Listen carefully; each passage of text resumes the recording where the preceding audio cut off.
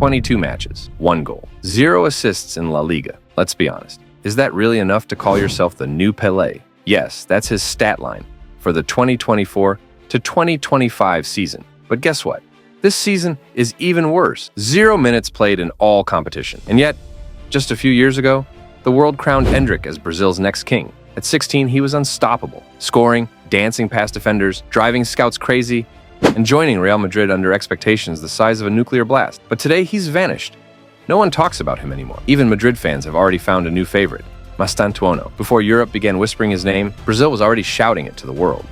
Endrik Felipe Moreira de Souza, a kid from Brazil who grew up playing with a ball older than himself, barefoot, on the cracked asphalt of Valparaiso de Goiás. At 15, he was already on the covers of Marca and The Guardian. Brazil hadn't seen anything like him since Neymar. He wasn't just fast. He was wild. His first touch was electric, his confidence frightening. He dribbled past defenders twice his size, scored, and stared them in the eyes as if to say, "Remember my name."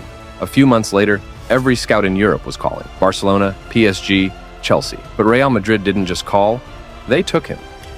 35 million euros for a teenager who had played fewer than 20 professional matches. It wasn't a transfer. It was a statement. Vinicius, Rodrigo, the golden Brazilian line. But this time, they thought they were getting something different. Endrik wasn't a winger, wasn't a trickster. He was pure chaos, wrapped in purpose. A forward born of street fury and veteran composure. He carried Palmeiras to 2 straight league titles, scoring crucial goals, turning derbies into spectacles. When he scored against Santos, commentators screamed, "He's not the future, he's the present." In Brazil, he wasn't a player. He was a prophecy. The chosen one meant to revive the magic of the number 9, the position of Ronaldo, Romario, Adriano. And when Real Madrid confirmed the deal, headlines exploded. The new king is coming. Documentaries were made. Even Neymar wrote, "Your time is coming." But no one warned him how quickly dreams turn into pressure. No one told him what it means to walk into a team where everyone's already a star. When he arrived in Madrid, the dream met reality. He was no longer the future. He was just another name on a millionaire's bench. Mbappe had just signed. Vinicius was already a global icon. Rodrigo was at his peak. And suddenly, the wunderkind from Palmeiras seemed small, not in talent, but in importance. The spotlights that once chased his every move now barely touched his face. He wasn't a headline anymore. And in football, that's usually where the fall begins. In an instant, Endrik went from next big thing to disappointment. Injuries, loss of form, new rising stars. Endrik isn't a classic number 9, but he's not a winger either. He's somewhere in between. And that's the root of the problem. At Palmeiras, he thrived in chaos. Counterattacks, open spaces, duels, improvisation. He could drop deep, take the ball, turn, and explode forward. At Real, there is no chaos. It's a machine. Precise, calculated, built on positional discipline. No freedom, no improvisation. Every run is timed. Every touch must align perfectly with the next. For Endrik, this transition has been torture. When he plays up front, he drifts too deep. When he plays wide, he cuts inside too early. He's learning, but it's like translating street instincts into a new language. Carlo Ancelotti once said about Vinicius, "He's learning to play without running." Now it's Endrik's turn. But unlike Vinicius, he hasn't had the same time, minutes, or support. And with Mbappe at the center of attack, there's simply no room. Real no longer plays with 2 forwards. If Endrik doesn't reinvent himself as a second striker or hybrid winger, his chances will remain minimal.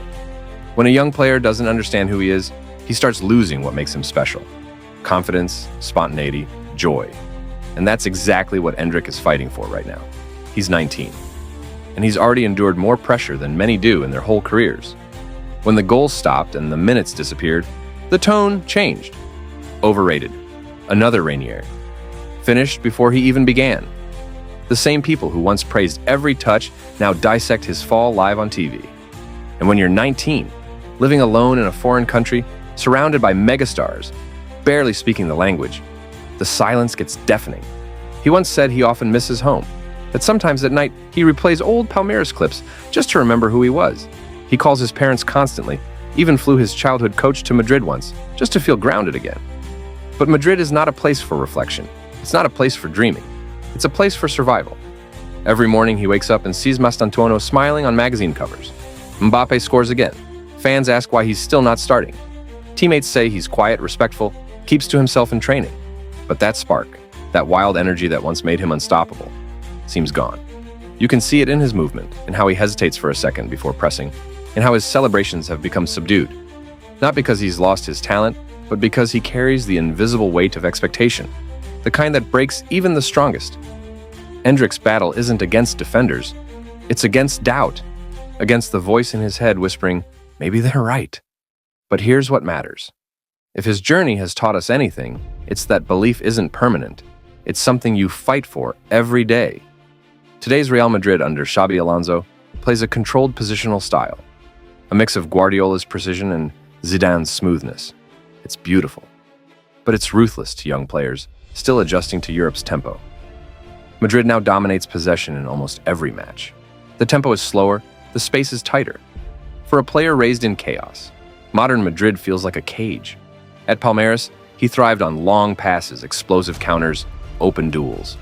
In Madrid, everything is structured, everything under control. How do you show instinct and risk when the team only plays for order? And what makes it worse?